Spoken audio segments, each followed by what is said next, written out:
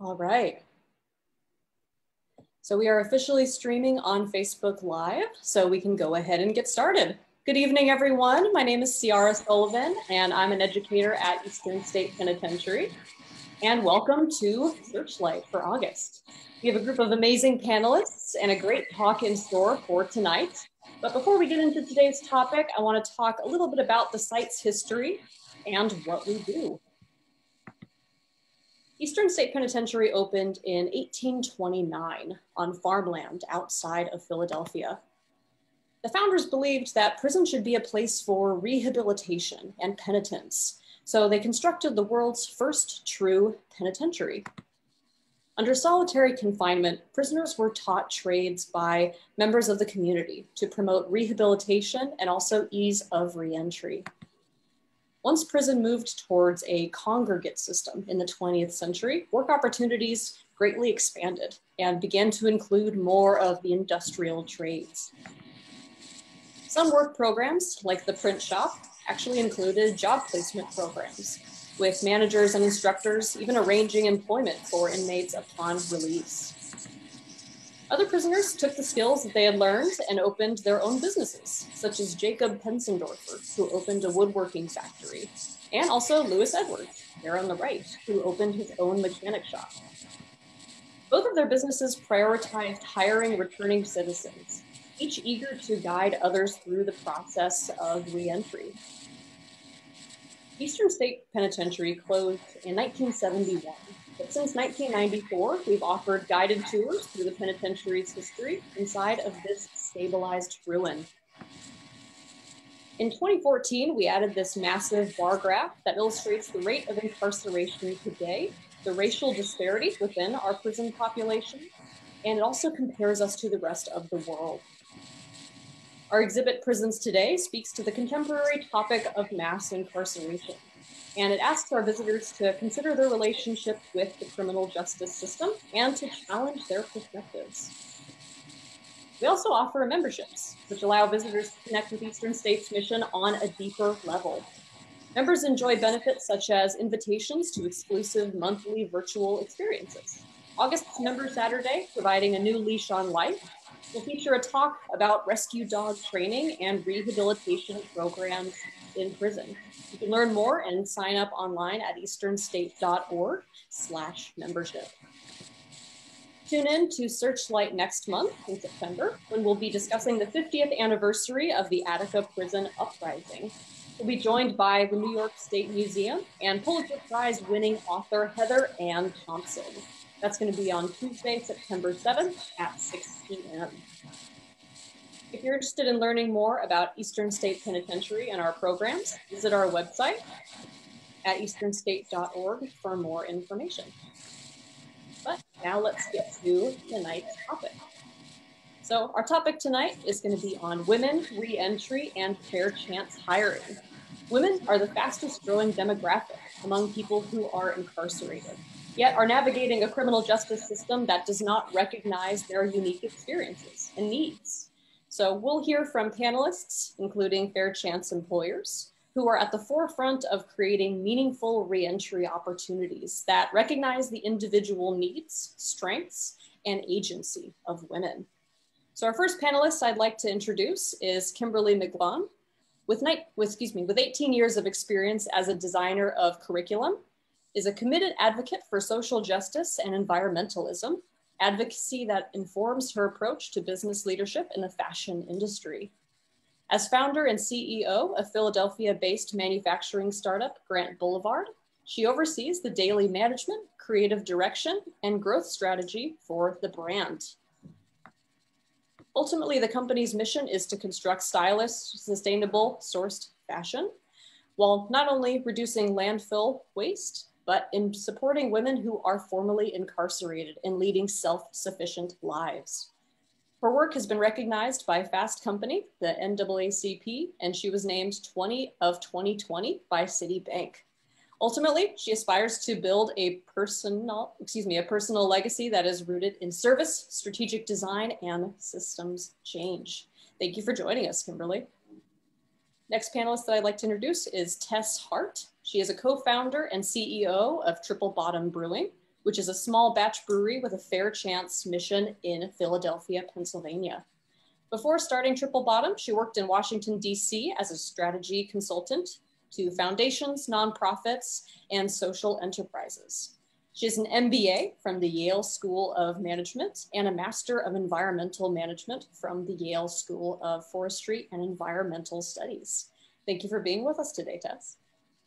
Also, I'd like to introduce our last panelist, Jamila Harris. She advocates for the social rights of women that are impacted by the criminal justice system. She collaborates with the Incarcerated Women's Working Group, Mural Arts, People's Paper Co-op, and the Philadelphia Department of Prisons.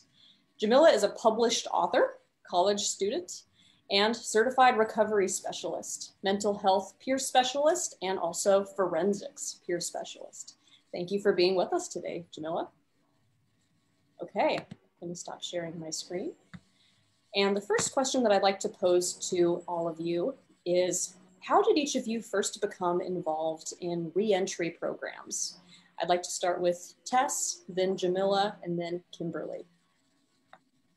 Sure, thank you so much, Ciara. And it's so good to be in this amazing space with these powerful women. So thank you for bringing us together. I first connected with reentry programs through Fair Chance Employment when I was working in Washington, D.C., supporting different organizations, working in social impact and specifically economic and community development. And one of the organizations I worked with specifically helped support nonprofits and small businesses that were hiring returning citizens. And I became very involved in their work and in meeting the people who were finding these job opportunities and learning and growing through them. And I think, to me, the big takeaway from that experience was that a job can change a life.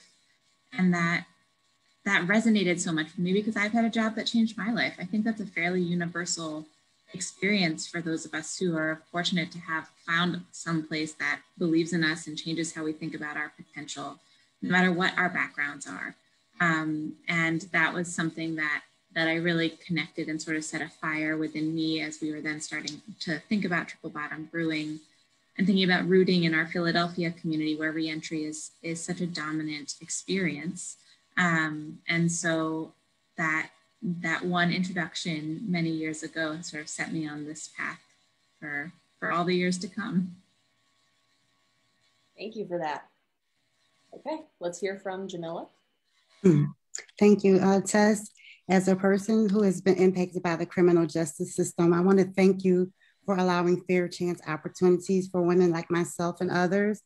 I was first introduced to the criminal justice system back in 2007. I was arrested, and in 2008, I spent a year in jail.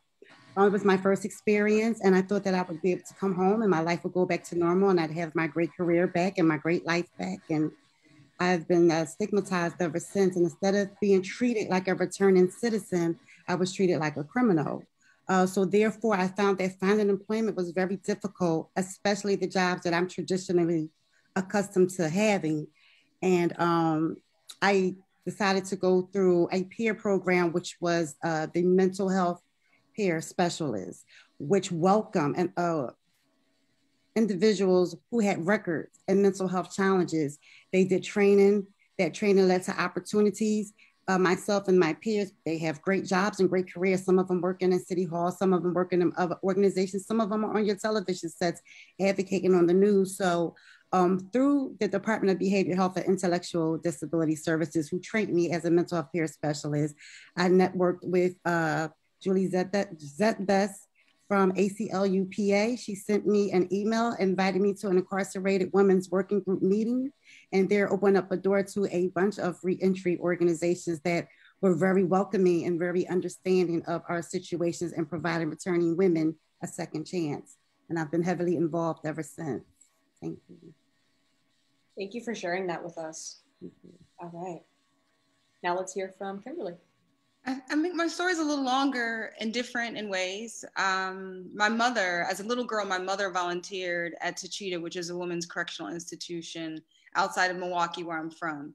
And so as a girl, I knew on weekends my mother was gone, and she was very transparent with us about the ways in which she wanted to show up really directly in service and in recognition of the cruelty of incarceration, and in her own, willingness to really stand in physical solidarity with what that means for people who are experiencing incarceration. So I've never not thought about the positioning of women who are incarcerated specifically, in large part because it was something that, it came up in conversations, between things and during things, just in company with my mother, who was an activist before that was even, she had language for herself as an activist. So my work in Grand Boulevard is really a longer extension of what is ultimately a second generation commitment to figuring out how to have some meaningful contribution to recognizing the suffering that incarceration causes, and trying to advocate for change and trying to create space for people who have to shoulder the burden of the trauma of what that means for them. Okay, thank you all for sharing that. The next question is geared at Tess. So Triple Bottom's website says this about your program: we spent years learning from advocates and activists in order to be able to provide support for our team, no matter their previous experience. My question for you is, how did you develop your program, and what wisdom did you receive from these partnerships that you worked with? We got so much help. We learned so much from so many different organizations in Philly, so many different people who have been impacted by the criminal justice system. All of those experiences shaped what we were trying to build. I think we recognized that, if we wanted to create a business that was going to feel truly welcoming and inclusive and not just a nod at an idea, we really need to do the work, and we needed to put aside a lot of our assumptions and just come in with humility and hear everything, whether it was hard, whether it was easy. And we were so lucky that within this Philly community, and even beyond, talking to other organizations around the country, when we approached them with this idea and this hope, people generally said, yes, let me hear about this and let me tell you what I think.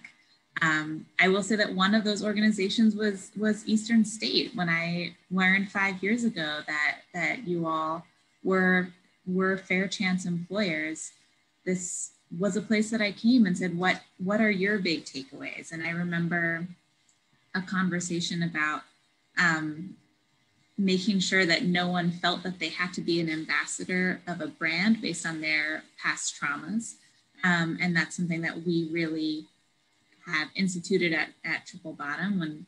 Whenever anyone wants to hear about our story, often they want to hear a specific person's experience. And that's something that we don't really do. We talk broadly about systems and broken systems, but no one on our team is expected to have to drag through their past experiences in order to make us look like we're doing something good.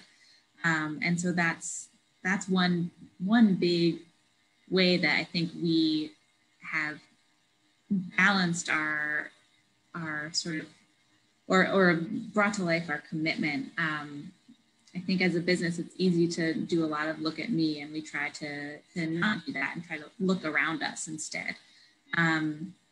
I think we learned a lot about trauma and trauma-informed care, and so many of our conversations pointed us to more and more research and classes and things that we all took the time to take, and those led to different conversations about how that shows up in our employee handbook, how that shows up in our physical space, how that shows up in our training. What are the ways that we can take these experiences and these lessons and put them to work in an actual business environment. And so all of that really came from other people, and we just sort of brought it together into this space. Awesome. Thank you for that. My next question is geared at Kimberly.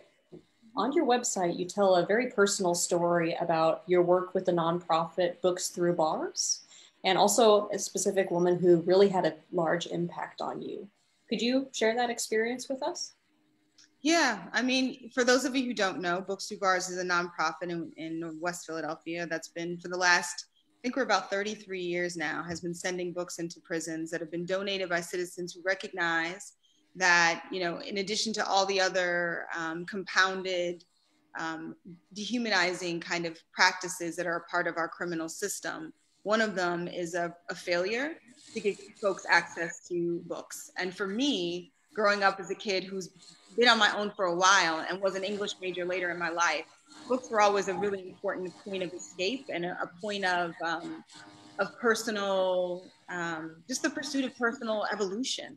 And so you know, I was actually the woman who really was so influential to me is one that I think a lot of women know now, and that's Ava DuVernay, who produced the documentary 13th. And so I saw 13th, and it's actually was that documentary. If you haven't watched it, then it's like it should be on American must viewing list. I watched the documentary, and it really changed the altitude with which I understood systems. And that's what actually led me to Books Through Bars. I was looking for a way of showing up more directly in terms of like thinking about my own engagement with the criminal system and resisting the ways in which it creates harm. And I did that through finding some community at Books Through Bars. And so for me, I think that, you know, spending time with the writing of people who are currently incarcerated, which if you ever choose to volunteer at Books Through Bars is a part of the inevitable experience of spending time there, it really just shifted my understanding of things. And I think that as I think about what we're building at Grant Boulevard and why, one of the reasons why I think it's so important is because one of the things we aspire to do is to really center conversations about why funding education is so important, why funding prisons, libraries is so important, why funding education and access to education for people who are incarcerated is so important. And I think that, you know, as we think about what Fair Chance Hirers attempt to do and what all businesses should aspire to do, it's figuring out how do we use our platforms as businesses to advocate for the spaces and the places where there's overdue need for change. And so, yeah, that's kind of like my journey for how Books Through Bars led me to be thinking about what that give back would look like for me personally and for the business that I was building. Absolutely. Thank you for that answer. That was awesome. My next question is for Jamila. So you created the Women's Reentry pilot program within the Mural Arts Guild. Could you tell us more about your work and with that program? Yes, thank you. I just wanted to say first, Books Through Bars. I love that program. I keep a flyer on me and I love that documentary. A couple of my trainers were on the 13th. So thank you for mentioning that. That was very major. And thank you for what you do. I mean, as a peer and a woman who's been impacted by the criminal justice system, we are so thankful and gracious to those who offer assistance and who stand by us in solidarity and advocate for us. So I have to always take the time for myself and my peers to say thank you. It's greatly appreciated and valued. So the Women's Reentry pilot program was a collaboration with the Mural Arts Guild program. And it was a program that was designed specifically for women that were impacted by the criminal justice system. So it was through a collaboration with a couple of other peer mentors, a couple of my colleagues, Rashida, Adrian, and Rachel. They do a lot of work, a lot of advocacy for women impacted by the criminal justice system. A gentleman who had a great ideal of Fair Chance Hiring, he always promised that he was going to find work for us. Mr. Boomy Samuel, he worked with us for a year. I met him about a year and a half ago. He said, I'm going to get you employed. And one day he called and said, hey, come to the table. I have an opportunity for you. So me with my other following peers, we are the founding members of this reentry pilot program, which is very trauma-informed and trauma care approach because it's founded and created by peers. And it was very important because we would know what challenges we have with finding employment, where we need to get further assistance, other programs that did not work for us. So us coming to the table was allowing us the opportunity to create a program where we could address the flaws that we saw in other programs. And by having a peer board, it becomes more personable because we are all women that are impacted by the criminal justice system. So we understand the trials and tribulations that we go through. So we designed a workforce development program that was peer friendly, that would assist the women with their challenges and the barriers that they have to successful completion and successful employment. We're also providing activities that are traditional to Merle arts, just so it doesn't become so stagnant. So in addition to the workforce development, they got to design murals, they got to clean up in parks. A lot of the participants are doing great things on the outside. A lot of them are self-advocates also. So it was just another opportunity for fair chance hiring. Like, let's help you get from here of returning citizen to now you are employed, you have your children back, you have housing, and you are stable. Absolutely. Thank you for that. That was a really insightful answer. Okay, so my next question is geared towards all of you, and that is, what challenges have you navigated in fair chance hiring? And as a follow-up to that, how do you think that fair chance hiring impacts work culture in your experience? I'd like to start with Kimberly, and then Jamila, then Tess. You know, I think the extent to which fair chance hiring impacts a work culture is really rooted in the extent to which leadership, be it a nonprofit business, really any organizational leadership, has fostered a sense of clarity about what it is that's going to require, simply in terms of just kind of cultivating a culture of inclusivity, right? And so I think once leadership gets into a sense of clarity around that value of inclusivity and how it's going to actually translate in terms of practice, in terms of standard operating procedures, in terms of, you know, how people talk to each other, I think that's a major kind of part of the apparatus that we have to consider. I think for me as a leader as well, I don't hire people without the first question I ask them is, you know, who are you? And then we kind of immediately move into, you know, these are the values of Grant Boulevard. Where do you stand on these positions that we take very firmly about the things that we're standing in solidarity with? And so I think if you establish a culture institutionally where those things are clear and centered, I think a lot of the other things can kind of be mitigated and done with some grace and some compassion and some tenderness, which is what all work cultures need. And there was another part to your question that I'm missing. So what challenges have you navigated? Yeah. So, and the challenges for us have been, you know, part of it is, you know, figuring out how do we do a better job of finding where folks who have an experience with incarceration and who are open to how we're approaching our business model, which is in, you know, cut and sew garment construction. How do we do a better job of getting in front of them, of this recruitment, of making sure that people know that we're here and that we're excited and that we have the means to offer a fair wage and that we have the means to offer, and not even just the means, we have the energy to set aside the things that are barriers so often for people being able to find employment. So that's been a barrier that's been made, I think, a little bit more severe just by the pandemic and the ways in which it's fragmented all of our networks. And I'm really excited as we move forward in thinking about how we're going to continue to navigate this pandemic, how we're going to be able to close those gaps up. So I'm more than anything, I'm always excited to be in conversation with Tess, super excited to collaborate with Eastern State Penitentiary because you guys have been really trying to figure out how to center that in the work that you do. And I'm really excited to meet Jamila. Awesome. Thank you so much. And thank you for bringing up the kind of recruitment process and how that can impact these programs and what additional barriers that has created, especially in the last year. I think that's really important to talk about. Okay, I'm gonna head to Jamila. Coming from a person who's been impacted, I'm always coming from a different perspective or the other side of the table. So, the first trauma with fair chance, the first challenge is the trauma. Having a trauma-informed or a trauma care environment is very important because incarceration causes trauma itself. And a lot of times you have to meet people where you're at. Everybody has different development advance. Some people have been locked up, incarcerated for a long time. So they have technical challenges. They just learning how to use email. They're just learning how to use Windows, or they're just learning about Apple. So the first challenge is always, like Kimberly said, how you treat people. You're dealing with a special population of women who we have trust issues. We've been used to being talked down to. And, you want to go to work and then certain things can trigger you. And you can't figure out what it is that you might have said or done that might have triggered a very good worker that just, that has been re-traumatized. So the biggest challenge is making sure that you have a trauma-informed or a trauma care environment for those that are, impacted by the criminal justice system. Then the other challenges are just, the traditional challenges, transportation, probation, and like Kimberly said, networking. I would love to have the opportunity to set up something where you can come to the Women's Reentry Pilot Program and offer, training and offer, opportunities. We just had a participant who just got an apprenticeship with another seamstress and another, in that same industry. So, just making sure that we are networking. And I see that we are being successful because I'm sitting here right now. And this is proof that networking is a great challenge that is being addressed because we're meeting each other and we're networking and providing opportunities, and one person leads to another organization, leads to another organization, leads to,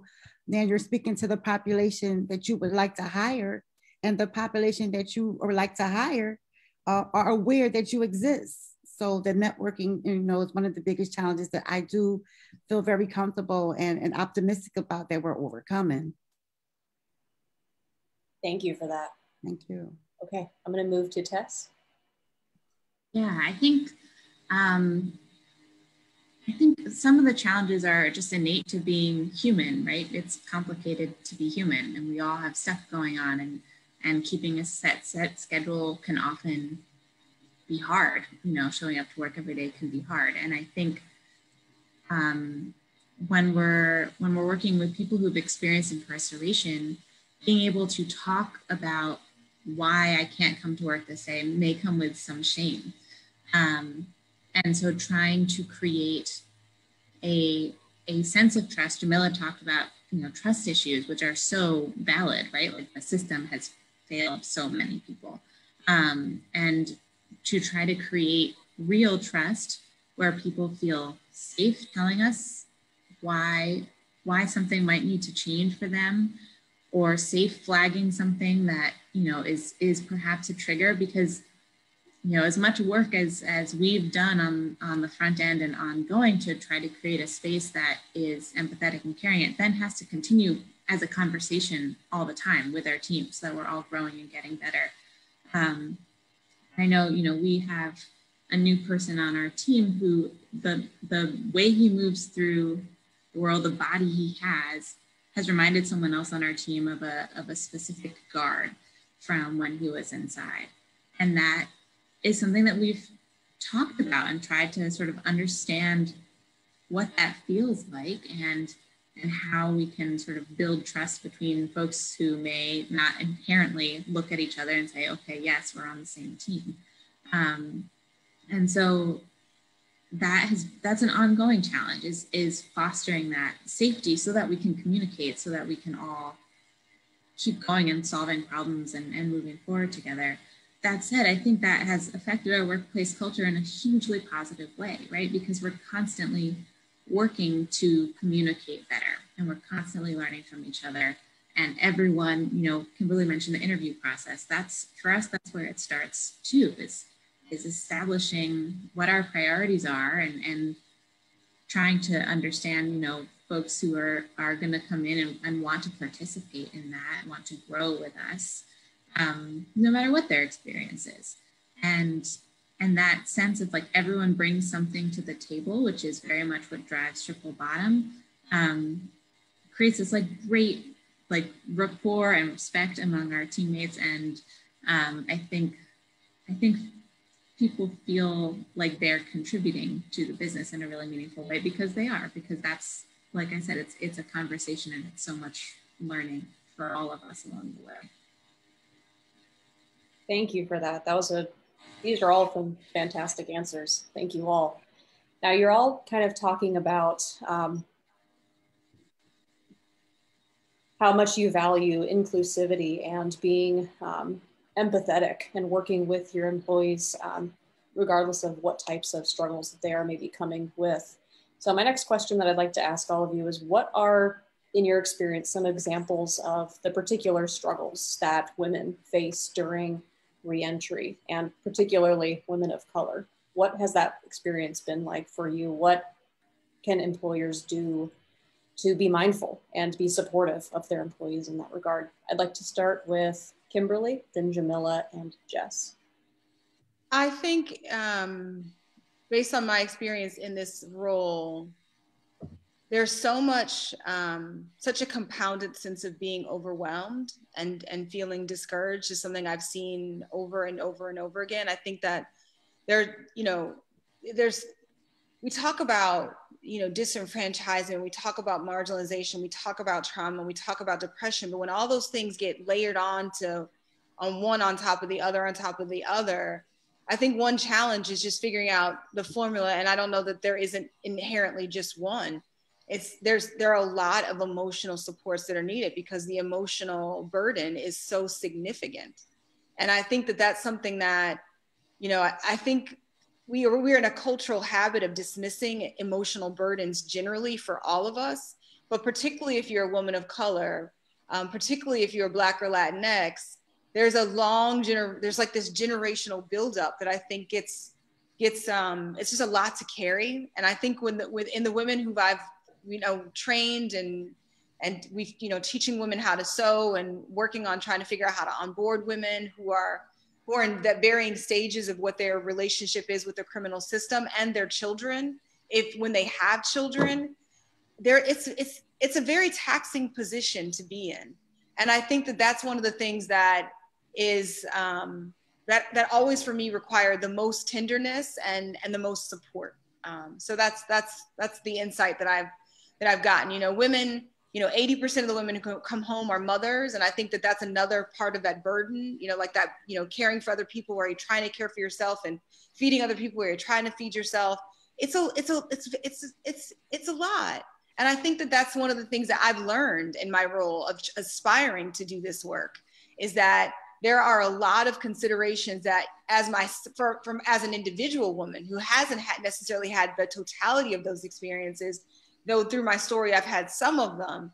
I have a heightened sensitivity to and awareness of how those years of just emotional burden can be so laborious. Thank you. That was a great answer. Okay, I'd like to move to Jamila. Well, thank you, Kim. Challenges. The first thing is housing. You come home and you don't even know where you're going to live.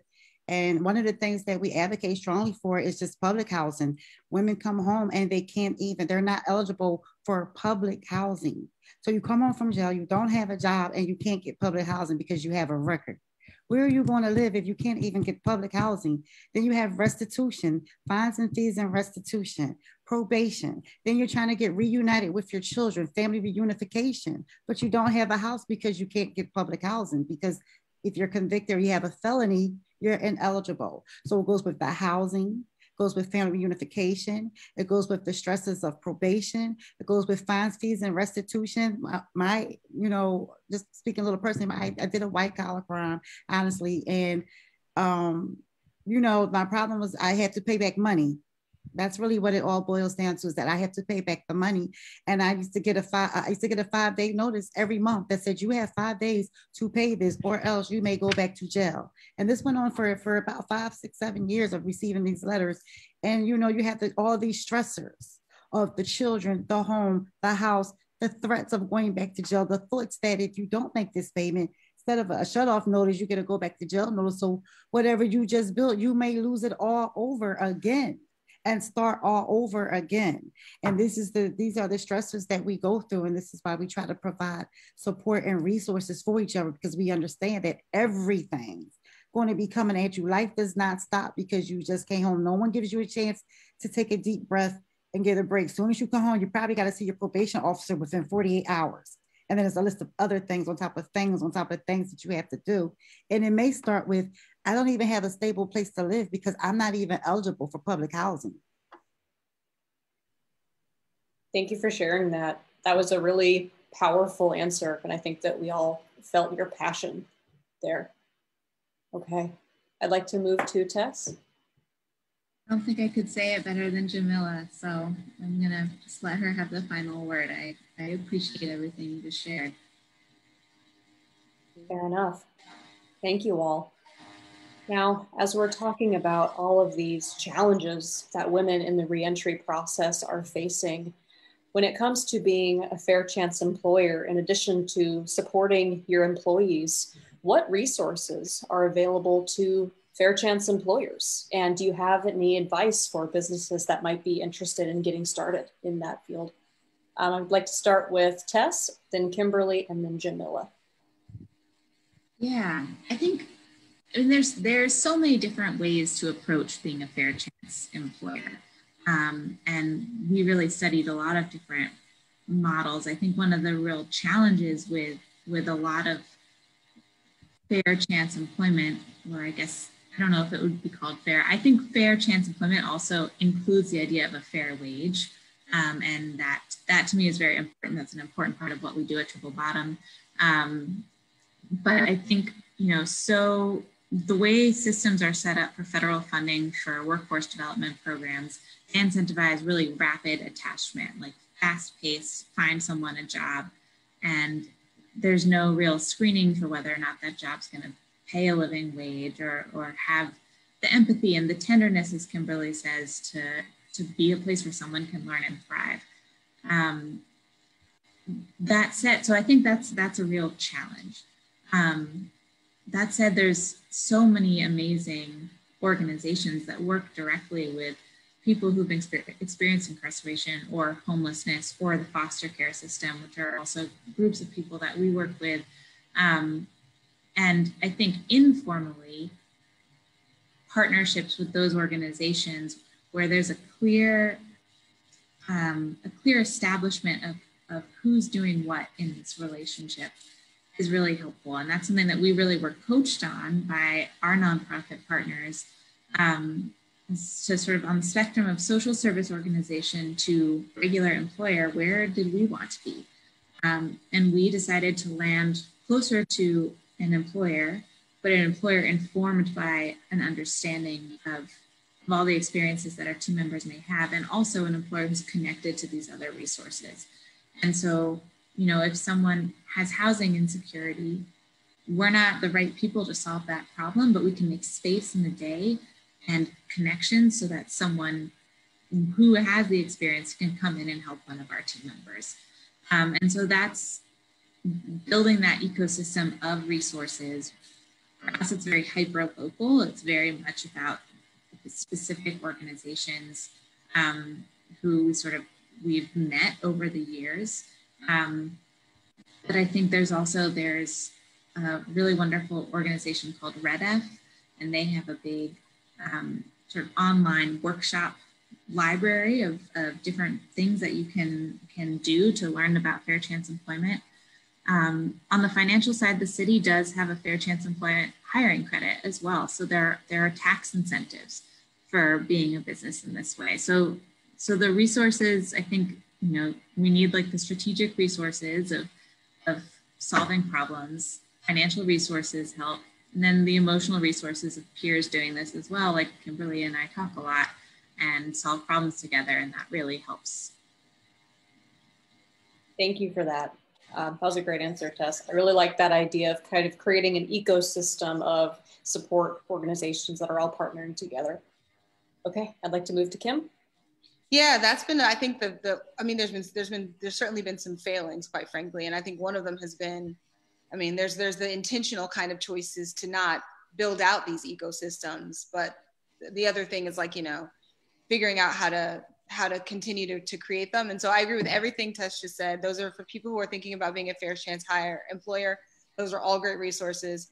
I'm going to add on the final thing that Tess commented on, which was the need for people who are pursuing this, and it's a journey, pursuing this journey of being in community with each other, particularly when we talk about if you're launching a nonprofit or you're stepping into a leadership role where that's part of what you're choosing to center in your work, or if you're a business owner specifically, there are a growing number, as there should be, a growing number of businesses who are trying to figure out how to kind of really be very transparent and clear and I think pretty assertive about trying to pursue this work. And I think being in community with other people who are thinking about these things and finding new language for these things, and learning to listen in deference about all of the challenges that we have to all take on the burden of if we're going to have a more fair and just society. Being in community with folks like that is absolutely pivotal. And I think the other thing that I would encourage people to do is You know, you can't solve a problem that you don't understand. So if you're seeking to pursue this, one thing that will always be a part of my work, regardless of what I'm doing, is study, is scholarship, is research. So, you know, read, you know, Angela Davis's Why Are Prisons Obsolete? Read the writing of James Baldwin. You know, we have to really ground ourselves in answering these questions. Read the scholarship of Michelle Alexander to understand but what it means to be a person who is incarcerated, to be formally incarcerated, and then to stand in solidarity with the journey of trying to, you know, create a more, you know, meaningfully inclusive America. So network, there's a great network of businesses, and make sure you stay in the work of understanding the landscape through research.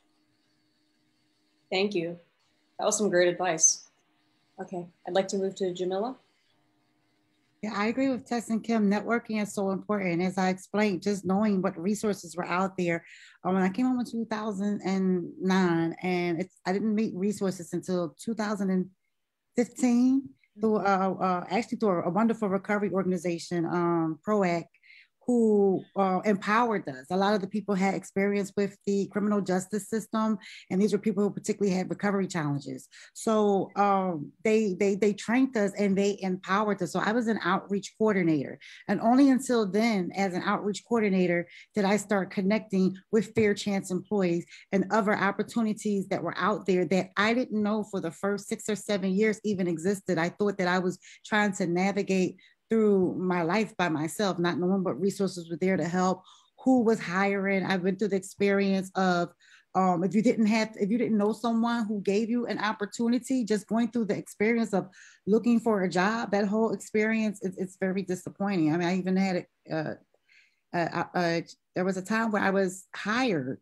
and they hadn't did a full background check. And I just told them, could they just check? And right in orientation, they had to turn around and say, sorry, we have to let you go. And to have that experience of starting a job and then having to be turned away in front of everybody, you know, these are the things that we go through if they are not fully aware that you are hiring someone who may be a convicted felon and that you are open to that and you understand. And so those places that say we are trauma friendly and this is a no judgment zone, those have always been the best experiences. I am a broker and consultant of services. So what I do is, as opportunities come through my email and our network, I pass it out to a network of women who are looking for employment. And so network is how I'm here. Network is the key, but also just having people who are over understanding that, again, you are hiring someone who is traumatized by, you know, incarceration. They may need a self-awareness day, a self-healing day. And I'm just going to speak very briefly. I was just in a training where the supervisor said, someone said, when I come and see you, your suit makes me feel like I'm on probation. And so they were this is a trauma-friendly environment. So when I meet with them, I don't dress like something that's going to make someone feel like they're standing, you know, they're sitting in front of their probation officer. All these things help, and it makes a Fair Chance employee successful. You know, where people completed it, and like I said, end up being a supervisor or the manager or starting their own companies themselves. But, you know, networking and understanding that you are dealing with a population that is impacted and having that consideration in your hiring practices. Thank you for sharing that with us, Jamila, and thank you for sharing that experience of with a delayed background check. That's important to talk about, and I appreciate you sharing that with us. At this point, I want to let our folks that are tuning in on Facebook or on Zoom know that we will be answering questions from you all. So if you have any questions for any of our panelists, please submit those and we can get to those in this talk. My next question is geared towards Jamila again. So you have been a key contributor to the Incarcerated Women's Working Group, and in a report recently released by the Community Legal Services. Can you share some of those recommendations and what your hope is for the future of diversionary programs? Yes. The Incarcerated Workers Group, they give you a lot of opportunity there. They connect us to a lot of, so you want to connect with them also, Tess and Kimberly, because there's a whole population of women that are looking to meet women in organizations that provide opportunities like yours. But we had we created a diversionary report, which was to provide alternatives to incarceration. So I had the opportunity to work with the op-ed with Tracy Johnson, who is a lawyer of community legal service. But the report was a compilation of other reentry organizations and contributors, as well as forensic peers and peer mentors. And we were trying to design, we had an idea of a program that instead of incarcerating mothers or incarcerating women, you provide alternatives or diversionary. So if a woman has a mental health challenge, instead of putting her in jail, put her in a diversionary program that will address that challenge. You know, if a woman has, a challenge with finances, so maybe she did a crime that, to get money or whatever, to put her in a program that will provide fair chance hiring. So instead of just sitting them in jail, the problem doesn't go away, sitting them in jail, it just gets swept under the rug. When these women come home, that problem still exists. So a diversionary program will address the problem and it will help to eliminate recidivism. And I had the opportunity to work for a very successful diversionary program in my past where it was an alternative to incarceration.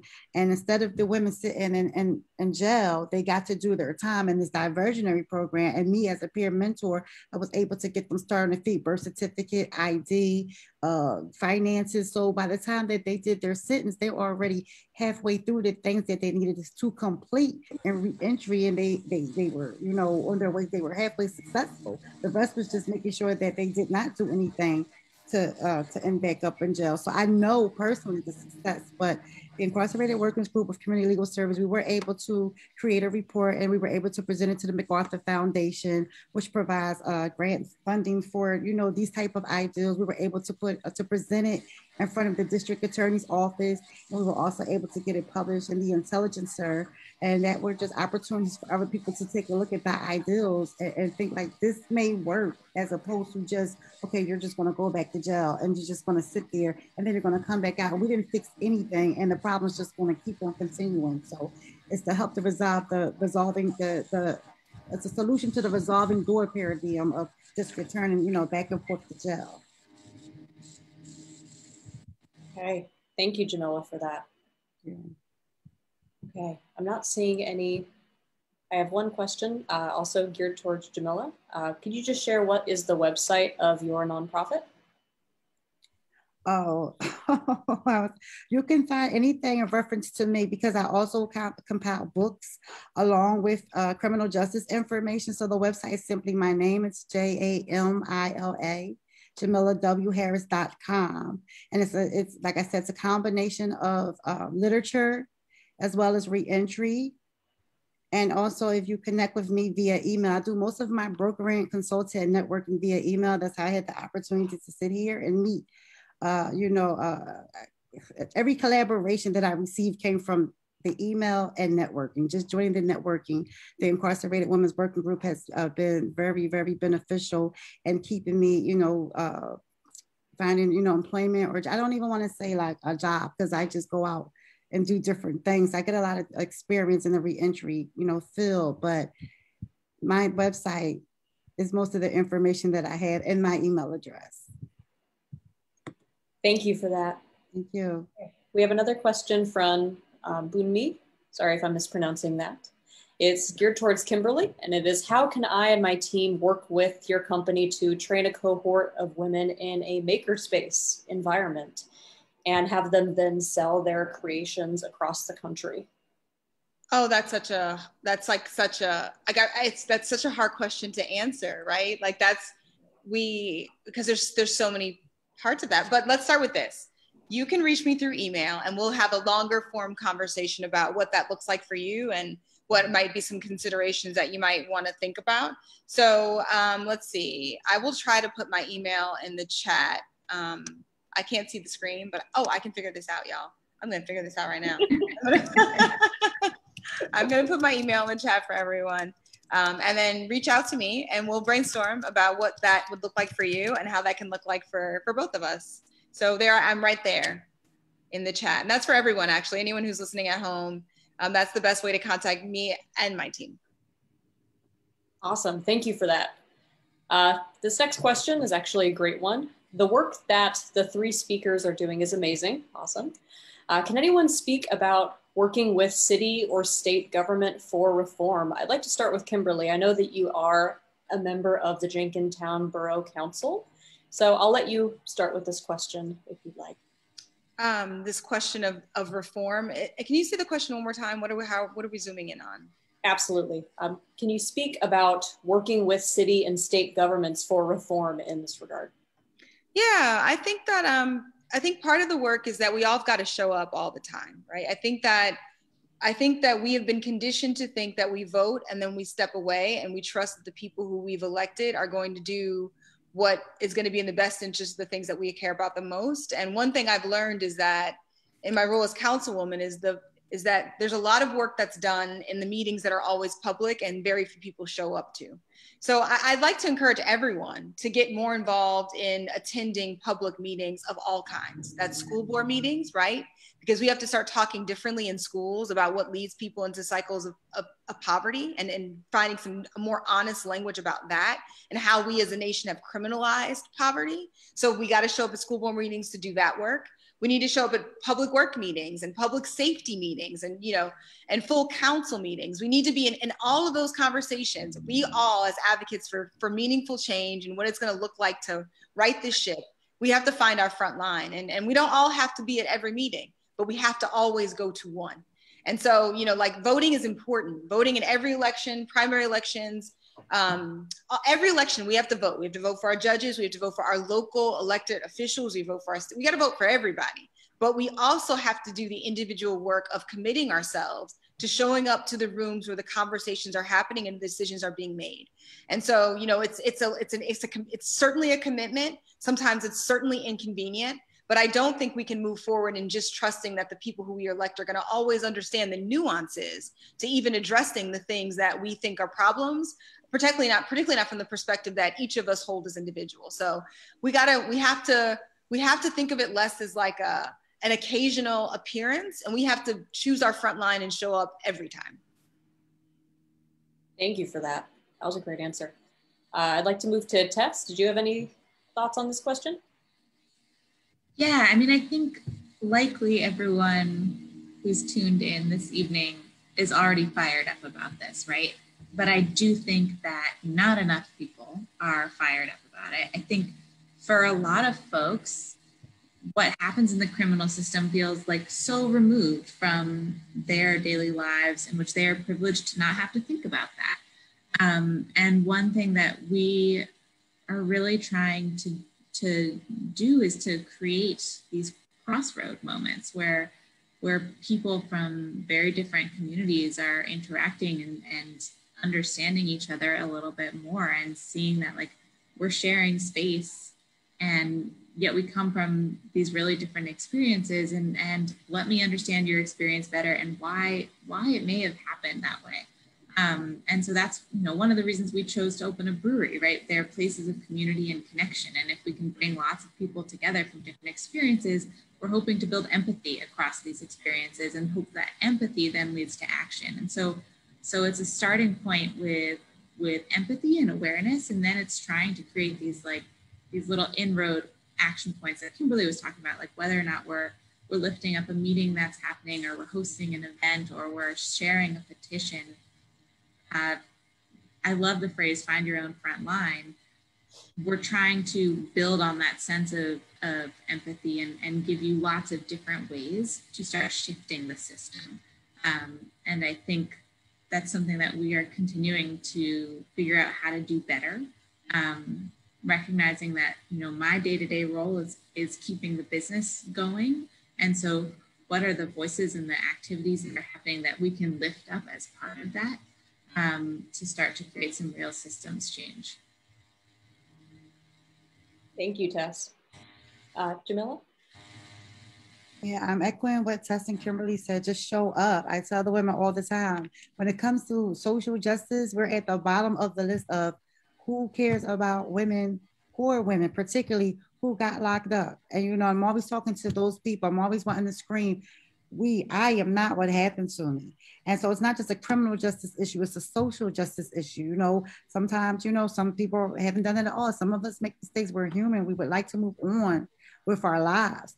And there's always strength in numbers. So showing up and being frontline soldiers is important, and then changing policies. I know peer-based organizations that are right now in the process of changing some of the policies when they were incarcerated that they didn't like. And like Kimberly just said, you have to not just vote, you have to be a part of the conversation. You have to show up at the rotunda.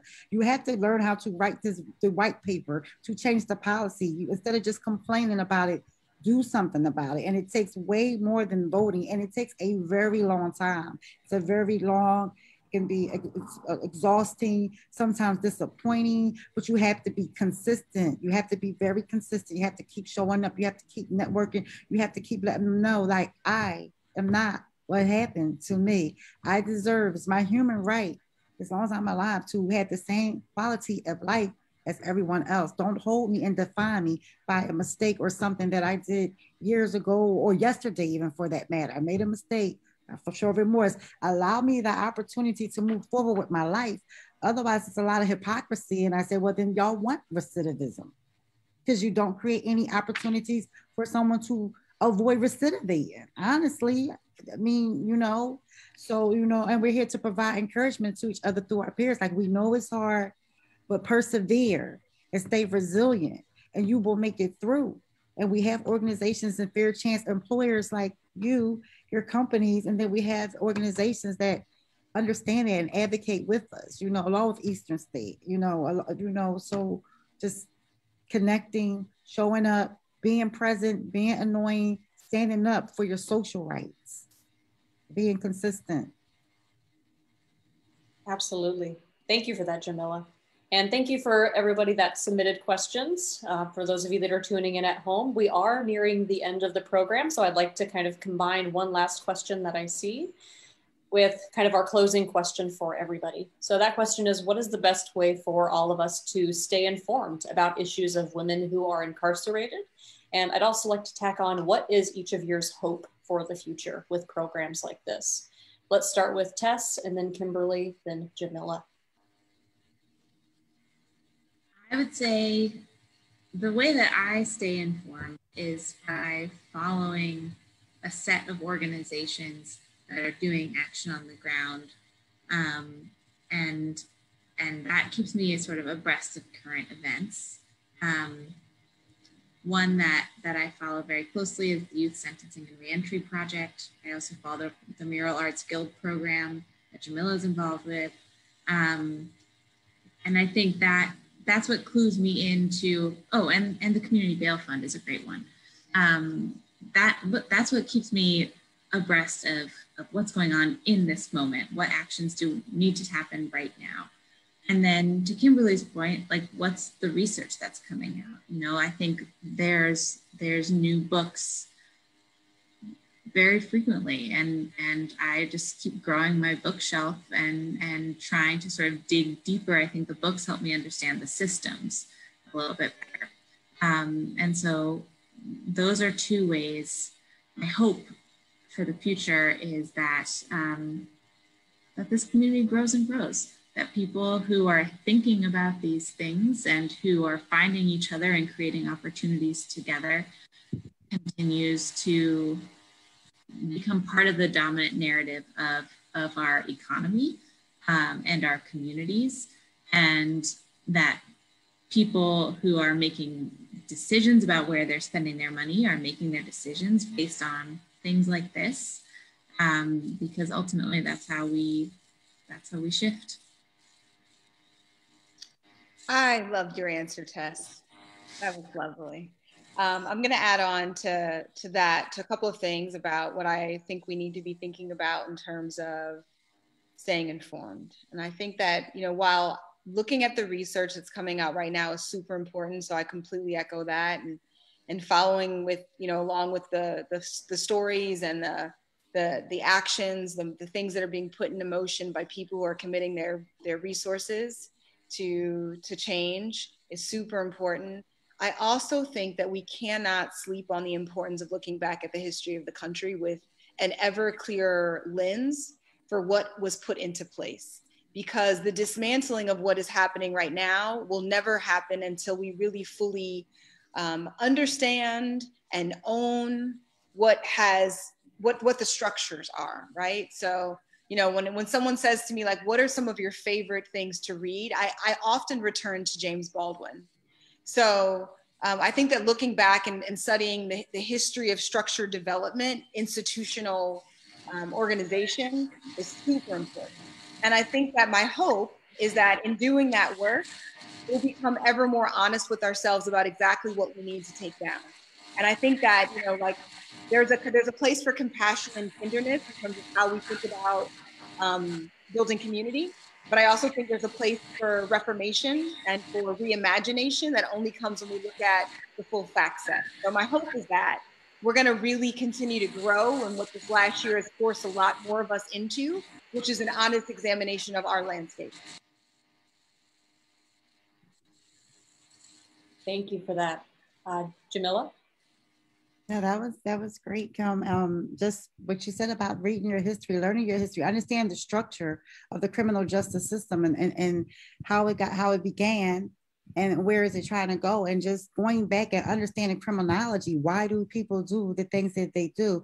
Understanding that, you know, philosophies such as the strain theory, you know, gives you creates that empathy and that understanding, but it also attaches to the structure of the criminal justice system in the first place. And as we move through the history, the phase was to go through the incapacitation or the incarceration phase to corrections. So the whole point of corrections is to correct behavior. With corrections comes a restoration and reimagining. So if we're saying in our history that we're moving to corrections, then we need to really start correcting the problem and not just, you know, incapacitation. And knowing the history and staying on top of current affairs will allow you to have these conversations and hold people accountable. Like, well, if we're supposed to be in corrections, what are we correcting? Because it looks like we're still in the incapacitation phase, but we're supposed to be in the restoration and the restorative justice and the corrections phase.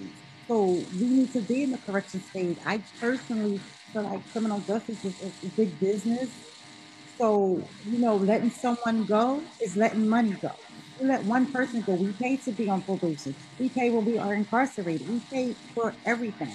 And a lot of people aren't aware because there's this conception that the taxpayers' dollars are paying for, you know, those who are incarcerated. No, we pay for that. We have a bill that pays for that and everything else involved in the city. So we're all paying for it. But the fact remains that every time one person comes out of the criminal justice system, for the business end of it, that's losing money. But I feel like I tell my peers, you don't want to be the person that's helping them gain money.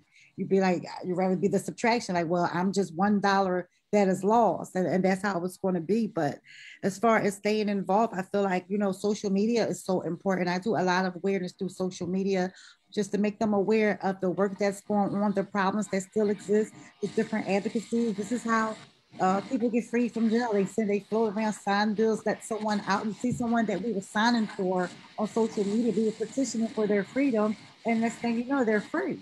So this shows that this is not just, this is effective because it's really producing results, you know, and email and staying with the networks, following up. Everyone I meet, I like to send a follow-up email, and then that starts to change, and it gets into someone else, gets into another organization, and then it grows.